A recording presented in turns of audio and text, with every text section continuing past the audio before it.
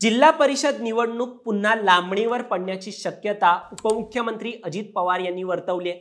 धाराशिव येथे बोलताना निवडणुका पुन्हा लांबणीवर पडण्याचं त्यांनी वक्तव्य केलं आणि या सगळ्या उमेदवारांना चांगलाच माता धक्का बसलाय। आता अजितदादांनी नेमकी जिल्हा परिषद निवडणुका पुढे ढकलण्याची शक्यता का वर्तवली, नेमकं असं काय झालंय?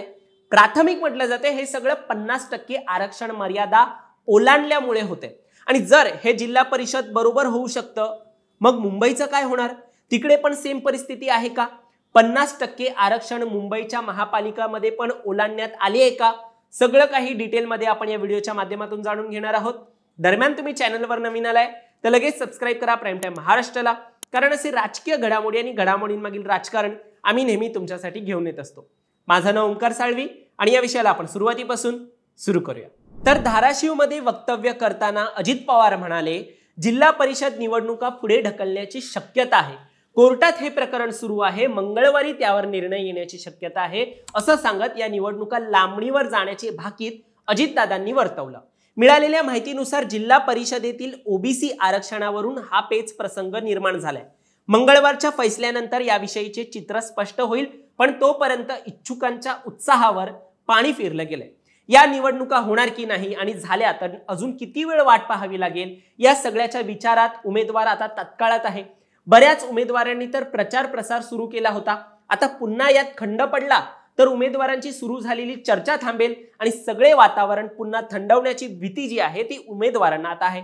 नेमकं प्रकरण काय आहे तुम्हाला थोडक्यात सांगतो।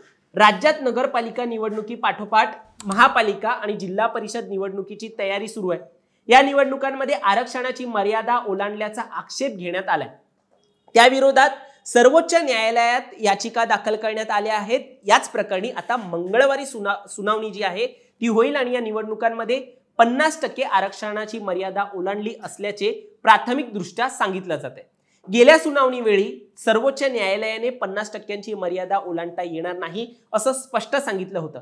त्यामुळे आता मंगळवारी सर्वोच्च न्यायालय काय निकाल देतं याकडे सगळ्यांचं लक्ष आहे। सर्वोच्च न्यायालयाने यापूर्वी राज्य निवडणूक आयोगाला 31 जानेवारी 2026 पर्यंत स्थानिक स्वराज्य संस्थांची निवडणूक प्रक्रिया पूर्ण करण्याचे आदेश दिले। त्या आधारे निवडणूक आयोगाने स्थानिक स्वराज्य संस्था निवडणुकीची प्रक्रिया सुरू केली। पण आता या सुनावणीमुळे काय होतंय, खरंच निवडणूक पुढे जातायत का हे पाहण्यासारखं असेल।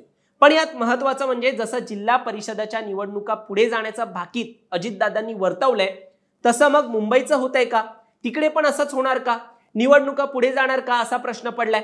पण मंडळी, मुंबईवर याचा परिणाम होणार नाहीये आणि या निवडणुका जानेवारी 2026 अगोदरच होतील मुंबईच्या, कारण मुंबई पालिकेची आरक्षणाची मर्यादा ही 34%वरतीच आहे। 50%ची मर्यादा मुंबईने तरी ओलांडली नाहीये। आतापर्यंत राज्यातील स्थानिक स्वराज्य संस्थांच्या सार्वत्रिक निवडणुकीसाठी आरक्षण निश्चित करताना 159 ठिकाणी 50% आरक्षणाची मर्यादा ओलांडलेली आहे आणि याचा इम्पॅक्ट मुंबईवर तर होणार नाही एवढं नक्की। पण तरीही या विषयावर आम्ही राजकीय विश्लेषक यांच्याशी जेव्हा चर्चा केली की काय होईल, स्थानिकच्या निवडणुका पुढे जातील का, तर यावर विश्लेषक म्हणतायत, आंबेडकरांनी स्पष्ट सांगितलं होतं समानतेचा अधिकार हा मूलभूत अधिकार आहे आणि आरक्षण ही सुविधा आहे आणि त्यामुळे सुविधा ही 50%हून पुढे जाऊ शकत नाही आणि हाच निर्णय सुप्रीम कोर्टाच्या 9 न्यायाधीशांनी मान्य केला असल्याने 50%ची मर्यादा ही निश्चित आहे। आता ज्या स्थानिक निवडणुका होत आहेत त्यात देखील 50%च्या वर गेलं असेल तर ते नाहीच चालणार। त्यात देखील एक ट्रिपल टेस्ट असते, त्यातही 50%ची मर्यादा आहेच। त्या टेस्टमध्ये पहिली टेस्टमध्ये मागास आयोगाने समाजाला मागास ठरवणं गरजेचं असतं। दुसरी टेस्ट म्हणजे लेटेस्ट इम्पेरिकल डेटा हवा असतो। उदाहरण म्हणजे ओबीसींबाबत सांगायचं तर त्यांचे आर्थिक, सामाजिक, शैक्षणिक तसंच राजकीय मागासले पण स्पष्ट करणारी विश्लेषणात्मक माहिती म्हणजे ओबीसींचा इम्पेरिकल डेटा, असा लेटेस्ट इम्पेरिकल डेटा हवा असतो। आणि तिसरी टेस्ट म्हणजे 50%वर आरक्षण नेता येत नाही आणि या ट्रिपल टेस्टनुसारच आरक्षण ठरतं। आता जर या ट्रिपल टेस्टमध्ये निवडणुका बसत नसतील तर या निवडणुका रद्द होऊ शकतात असं सुप्रीम कोर्ट म्हणतं।